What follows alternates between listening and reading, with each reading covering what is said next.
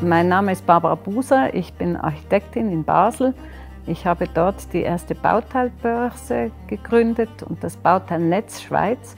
Unterdessen sind wir ein Büro mit etwa 100 Mitarbeitern, die sich vor allem mit Renovationen und Umbauten beschäftigen.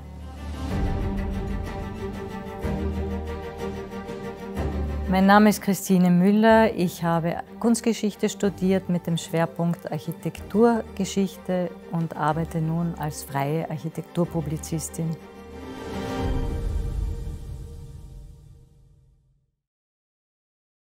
Liebe Barbara Buser, ich möchte gern mit einer ganz grundsätzlichen Frage unser Gespräch beginnen.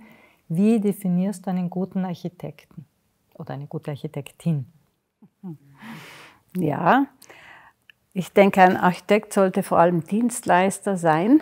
Es gibt nur ganz wenige Ausnahmeerscheinungen, die dann wirklich Künstler sind und das auch ausleben können und Entwürfe machen. Aber die große Mehrheit der Architekten sollte eigentlich den Menschen dienen, die eine Wohnung brauchen, die einen Ort brauchen, um zu arbeiten, der Gemeinde, der Community, wie man heute sagt, die eben Orte braucht, die Bauwerke braucht.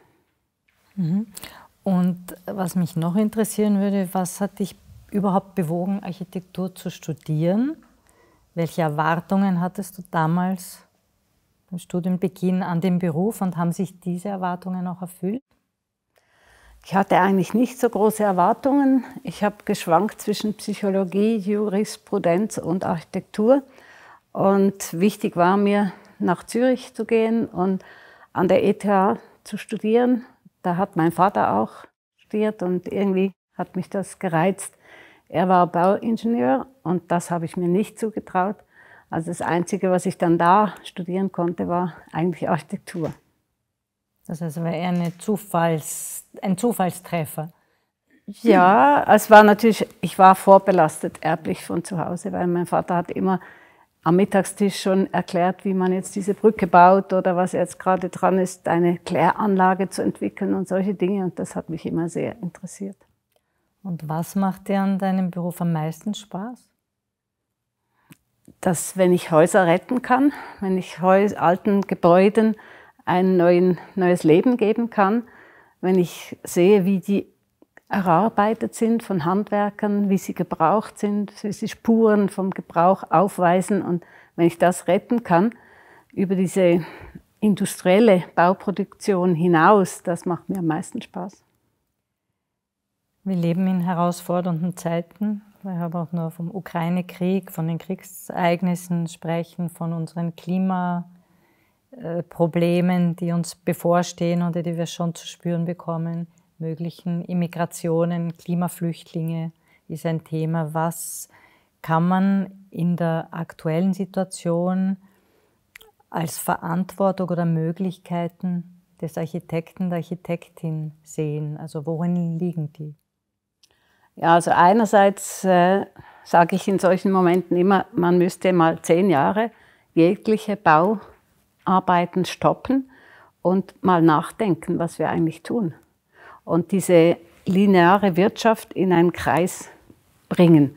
Und zwar auf jedem Gebiet. Also angefangen bei den Planern, bei jedem Handwerk, bei den Architekten natürlich auch, bei den Bauherrschaften, dass die das auch mal realisieren.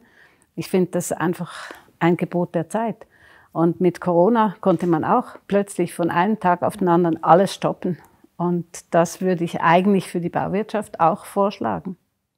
Das lässt ein bisschen jetzt diese Wiederverwertung an Afrika denken. Afrika, ein Ort, an dem du 10 Jahre, glaube ich, deines Lebens verbracht hast. Wie hat dieser langjährige Aufenthalt in Afrika deine Arbeit geprägt? Also das war total bestimmend für meine Arbeit und vor allem für meine Initiativen. Ich bin ja dann zurückgekommen in die Schweiz und ich habe es einfach nicht mehr ausgehalten, mit anzuschauen, wie da Material und Arbeitskraft und Ideen verschwendet werden. Also da wird einfach alles kaputtgeschlagen und neu gebaut und das Neue ist nicht besser als das Alte. Und in dem Zug habe ich dann auch erfahren, dass es jetzt ein Internet gibt und habe dann die Chance gesehen, dass man eine Plattform bauen kann, wo man eben Bauteile, die für den einen Abfall sind, für den anderen aber ein Rohstoff, dass man die vermitteln kann mittels dieser Plattform. Das ist jetzt etwa 25 Jahre her und die Plattform wird jetzt gerade überarbeitet. Unterdessen gibt es viele solcher Plattformen, eBay und Ricardo, wie sie alle heißen. Aber das mit den Bauteilen ist doch sehr spezifisch und wir möchten, dass das mindestens schweizweit, wenn nicht international, vernetzt wird, weil es gibt Bauteile, wo es Sinn macht, die auch über weite Distanzen zu transportieren und andere machten keinen Sinn, aber das muss man dann auch unterscheiden können. Ich habe noch ein Thema, ein Zitat, das sich jetzt darauf eigentlich bezieht, was wir gerade gesagt haben oder was du gerade gesagt hast, dass Mehrwert entsteht nicht durch Neubauen, sondern Investitionen in den sozialen und ökologischen Raum, was ich sehr interessant finde. Ich denke, das Ziel verfolgst du auch sehr zielstrebig und konsequent, auch mit der Denkstadt-Stiftung, die auch auf deine Initiative zurückgeht, wenn ich das richtig sehe, und eben die Gründung der Bauteilbörse. Wie hast du überhaupt dieses Thema entdeckt oder wie hat sich das überhaupt ergeben? Eben vielleicht durch Afrika? War das der ausschlaggebende Punkt? Es war auch oder? Afrika, ja, weil ich hatte da... Warum ist es dir so wichtig? Ich hatte da 400 Leute, ich habe in Tansania gearbeitet und ich wusste, ich kann keinen einzigen Menschen künden. Also musste ich für jeden den Ort suchen, wo er geeignet ist und wo er eine gute Leistung bringt.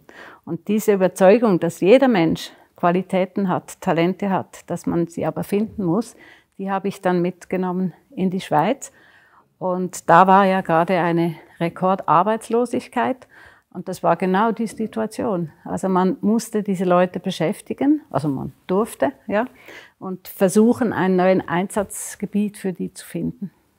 Und das haben wir dann mit der Bauteilbörse, haben wir das sehr gut machen können, weil das Retten der Bauteile und das Wiederaufpolieren hat auch dazu geführt, dass das Selbstbewusstsein dieser Menschen aufpoliert worden ist. Und wenn sie dann ein Preisschild an dem alten Bauteil gesehen haben, das plötzlich wieder etwas wert ist, dann haben sie das indirekt auf sich selbst bezogen. Natürlich, dann war ihre Arbeit auch was wert. Ja, genau. Natürlich. Deshalb habe ich dann auf der anderen Seite immer gegen die zu hohen Preise kämpfen müssen für diese gebrauchten Bauteile, weil es im Supermarkt daneben einfach viel billiger gilt. Aber das Billige ist ja nur, weil man billige Arbeitskraft aus China und weiß ich woher importiert. Ja? Und in der Schweiz sind die Löhne einfach so hoch, dass es sich nicht lohnt, in Anführungszeichen, also in Geld, diese Bauteile wieder zu putzen und aufzubereiten und zu verkaufen.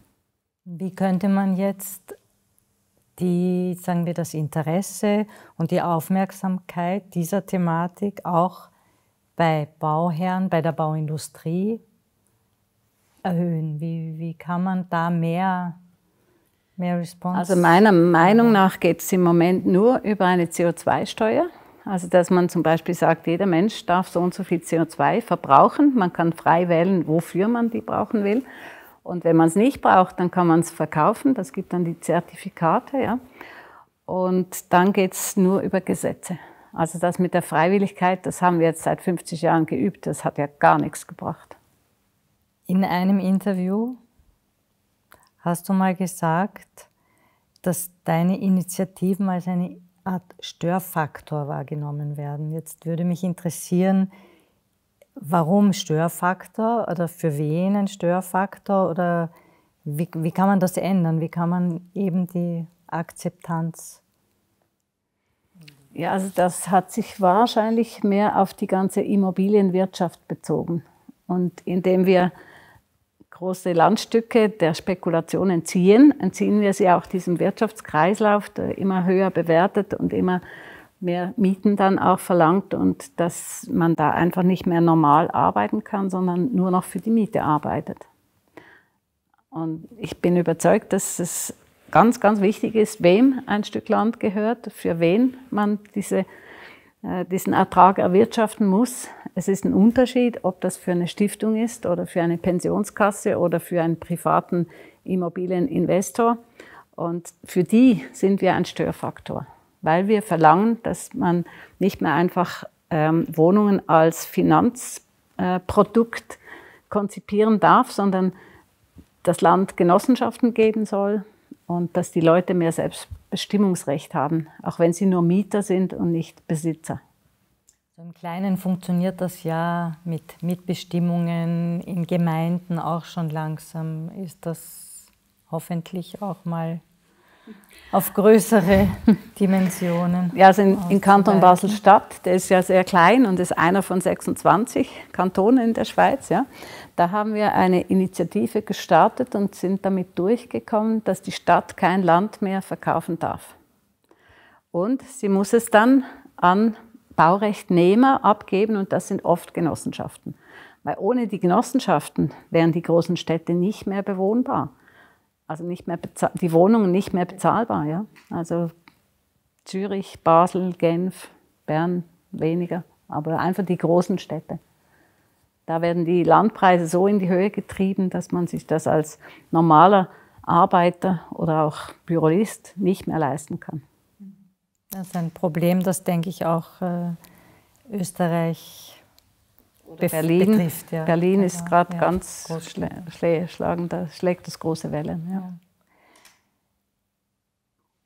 Wie könnte oder müsste ein mögliches positives Szenario für die Zukunft aussehen? Auch eingedenk, dass wir dieses Thema Reduce, Reuse, Recycle bedenken. Ja, ich bin da so in einem Think Tank von der Stadt Zürich und Umgebung, bin ich da engagiert worden, eben um Perspektiven für 2050 zu entwickeln. Und ich denke, da gibt es halt ganz verschiedene Thematiken. Und mein Fall ist ja eben diese ganze Liegenschaftsgeschichten. Und wir haben gesagt, es darf nichts mehr abgerissen werden. Man muss mit dem arbeiten, was man hat. Man kann das ergänzen oder man kann es auch mal aus einer großen Halle ein Atrium rausschneiden. Aber im Prinzip muss man vom Bestand ausgehen. Alles andere ist nicht zukunftsfähig. Und was sich auch immer wieder zeigt, ist, dass die Wohnungen im Bestand, die sind einfach günstiger als Neubauwohnungen, auch wenn es eine Genossenschaft baut. Weil das Bauen einfach so teuer geworden ist. Siehe wieder Löhne in der Schweiz, billiges Material aus dem Ausland. Also irgendwie geht die Rechnung nicht mehr auf. Wie können Gebäude und insbesondere eben bestehende Gebäude unser Zugehörigkeitsgefühl beeinflussen? Ja, ich meine, du sagst es. Es ist einfach so. Wenn man in einer Umgebung aufgewachsen ist, dann sind die Gebäude Identifikationspunkte. Und man kann es natürlich noch verbessern, wenn es so ein Kirchgemeindehaus ist oder ein öffentlich zugängliches Gebäude. Da hat man noch mehr Identifikationsmöglichkeiten damit als bei Privathäusern. Aber schon nur, und wichtig ist vor allem die Erdgeschosszone, dass die noch ähnlich oder gleich bleibt. Es muss nicht alles gleich bleiben, aber es darf nicht alles aufs Mal ersetzt werden. Das finde ich die Totalkatastrophe. Weil eine Siedlung, die neu gebaut wird, das braucht etwa 20 Jahre, bis die so eingelebt ist, bis die Bäume ein bisschen gewachsen sind, bis schon mal die erste Generationenwechsel stattgefunden haben. Und die ersten 20 Jahre sind hart und ja, ist sinnlos, wenn schon ein Quartier besteht. Mhm. Und da kommt noch was dazu. Ich denke auch, die Frauen sind einfach zu wenig präsent in dieser ganzen Bauwirtschaft. Weil ich denke, dass die Frauen einen anderen Ansatz haben und eher aufs Bewahren ausgerichtet sind und denken. Und die könnten vielleicht da eine Bremswirkung haben. Das heißt, du hast das am Anfang schon angedeutet, dass wir es nicht mehr schaffen werden. 2030? Ja, 2030 sowieso nicht. Und das ist ja dann der Tipping Point, wobei das ist ja nicht so klar zu definieren. Ich meine, wir hätten den schon erreicht, aber bon, ist auch witzlos, das zu diskutieren, wann das kommt. Ob es jetzt 30, 40, 50 ist, spielt keine Rolle. Wir müssen einfach entweder diesen Dampfer stoppen oder die Ausrichtung mindestens ein bisschen oder relativ viel, das Ziel muss einfach klar sein. Weil es gibt nicht nur den einen Eisberg, es gibt ganz viele. Das heißt, wir müssen einen sehr guten Kurs fahren. Ja. Welche Fehler der Vergangenheit sollte man also nicht mehr tun? Also was sollen wir anders machen? Welche sollen nicht mehr wiederholt werden, möglichst? Puh, ja, also einfach dieses ungebremste Wachstum. Und zwar in allem, in unserem Verbrauch, in den Essgewohnheiten, in der Umgang mit Kleidern und auch mit wie viele Kinder man hat. Also ich bin nicht für die Ein-Kind-Lösung von China, die haben sie auch aufgegeben. Aber man muss sich trotzdem überlegen, was verträgt denn diese Erde noch? Eigentlich nichts mehr. Aber es braucht jemanden, der sie rettet. Also ein paar Kinder wird es noch brauchen, die sich engagieren und den Dampfer. Ja, deshalb bin ich so glücklich mit meinen Studenten. Die wollen was anderes. Die haben auch diesen Kurs ganz spezifisch gewählt und die wollen jetzt wirklich, die werden andere Architekten sein als meine Generation. Das ist schön zu hören. Die Nachhaltigkeit von Projekten spiegelt sich eigentlich auch in ihrer Beständigkeit wider. Wir haben es eigentlich schon so angerissen, dass man nicht mehr abreißen sollte. Aber wie erreicht man diese Qualität in der Architektur, diese Beständigkeit? Es muss halt zum Beispiel auch einmal ein bisschen mehr kosten dürfen. Also wenn man massives Holz verwendet, dann ist es garantiert beständiger als diese zusammengeleimten Kompositmaterialien. Kostet aber am Anfang mehr. Ein Eichenparkett, wenn man das über die Lifecycle-Kost vergleicht mit so einem Laminatboden, ist viel billiger schlussendlich. Aber man muss diese Langfristigkeit eben zahlen können und man muss sie auch betrachten. Also es nützt nichts, einfach heute den Preis von einem Laminatboden und einem Eichenparkett zu vergleichen. Dann wird jeder den Laminatboden wählen. Und ja, so gibt es tausende Beispiele. Jedes Material für sich und dann auch noch, wie man das Ganze zusammenfügt. Und in der Architektur gibt es, meinte ich, 2 Spielregeln, die man einhalten muss.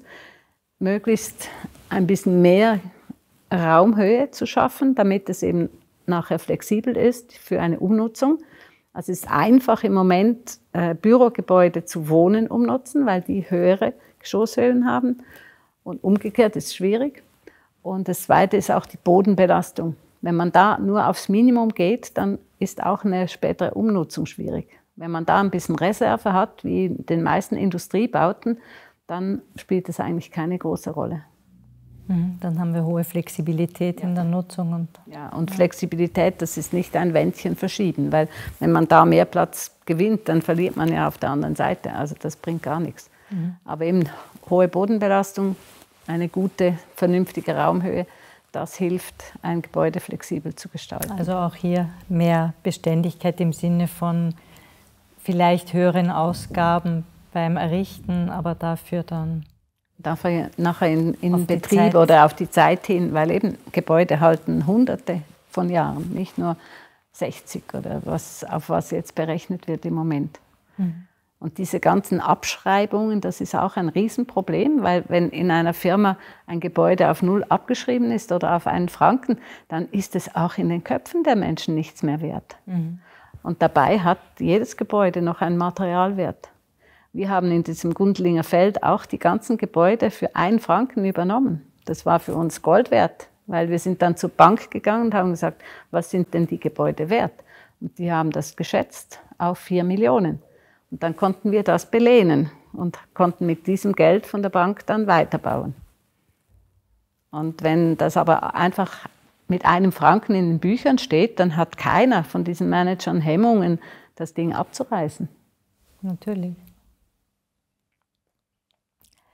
Der Ukraine-Krieg hat uns irgendwie diese Energieproblematik, die ja schon länger existiert, aber die wir immer vor uns hergeschoben haben, eigentlich verschärft, in unseren Köpfen zumindest, und zeigt uns auch die Dringlichkeit alternativer Konzepte.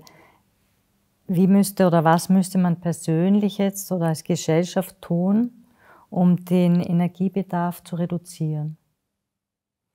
Ja, auch da gibt es 1000 Hebel. Das muss jeder für sich mal überlegen, was kann ich denn tun? Wie ist meine Lebenssituation? Bin ich am Pendeln 1, 2 Stunden im Tag? Das ist unterdessen fast üblich geworden. Brauche ich wirklich ein Auto oder kann ich es teilen? Diese Autoshare-Vereine haben ja großen Zuwachs. Oder brauche ich wirklich jedes Werkzeug selber? Kann ich es nicht ausleihen? Und so weiter. Aber das ist eine persönliche Sache. Man kann zum Beispiel den Impact von CO2 kann man sofort halbieren, wenn man weniger Fleisch isst. Oder eben weniger Kleidung neu kauft. Auch da ist es genau dasselbe wie beim Bauen. Also eine gute Jacke, die hält 10 Jahre, wenn man sie nicht liegen lässt im Zug, wie ich. Und das billige Zeug, das steckt man dann in den Kleidersack, hat ein gutes Gewissen. Und in Afrika macht es das ganze Schneidergewerbe kaputt. Mhm. Das Problem ist halt, dass wir auch durch die Werbung nicht nur neue Kleidung, sondern auch neue Wohnungen, neue Wohngebiete, neue Erholungsräume, ich weiß nicht, was alles vorgegaukelt bekommen und immer mehr wollen. Also man müsste wahrscheinlich wirklich viele müssten einen Schritt zurück machen und keiner will aber eigentlich auf das, was er errungen hat, verzichten. Und keiner will anfangen. Und deshalb glaube ich, es geht nicht ohne Gesetze. Weil wenn alle reduzieren müssen, dann geht's. Aber wenn die einen weiterhin einfach alles brauchen und der andere denkt sich, oh, und ich stehe jetzt da und und ich bin so der kleine Bruder und kriege nichts Neues, das geht dann nicht. Die Schweizerische Abfallverordnung sieht vor, in dieser Reihenfolge Reduce, Reuse, Recycle. Und ich fange jetzt unten an, das Recycling, also die Verordnung gibt es seit 20 Jahren. Das Recycling funktioniert bestens in der Schweiz. Wir sind Weltmeister. Aber es ist ein Downcycling. Also man crasht oder zerdrückt oder zerbricht die Materialien und schmilzt das dann wieder auf mit riesigem Energieaufwand und macht was Neues draus. Das braucht Industrien. Das Reuse, das ist auf der Ebene von Handwerkern, von Architekten, von Bauherrschaften selber. Das ist auch eine große Umstellung, die jetzt unbedingt kommen muss. Und das Reduce, das ist eigentlich auf der persönlichen Ebene. Da müsste jeder bei sich ansetzen. Und das ist dann wieder die Frage, macht man da ein Gesetz draus, damit es eben für alle gleich gilt? Oder eben, wie gesagt, mit der Freiwilligkeit, da habe ich keine große Hoffnung, dass wir da weiterkommen. Das ist nicht weit her, nein, ich denke, fürchte auch. Als letzte Frage, welche Botschaft hast du für andere Architekten, für Bauherren? Ja, also wenn ihr wirklich etwas tun wollt für das Klima, dann hört auf, neu zu bauen. Und schaut mal an, was wir denn schon haben. Weil es geht um einen Faktor 10. Mit Recycling kann man 3–5% der CO2 sparen, der eingebetteten Embodied Energy. Mit der Wiederverwendung können wir 90% sparen. Also es ist Faktor 10. Und das ist das, was im Moment einfach nötig wäre. Es nützt uns nichts, wenn wir die Gebäude heute kreislauffähig bauen, weil bis das dann wieder zum Kreislauf kommt, ist es schon längst zu spät. Also ich glaube, wir müssen heute uns neu orientieren. Wir müssen heute überlegen, in jedem Gewerbe, in jedem Planungsbüro, wie können wir diesen Kreislauf schließen? Jetzt, nicht in 10 Jahren. Vielen Dank.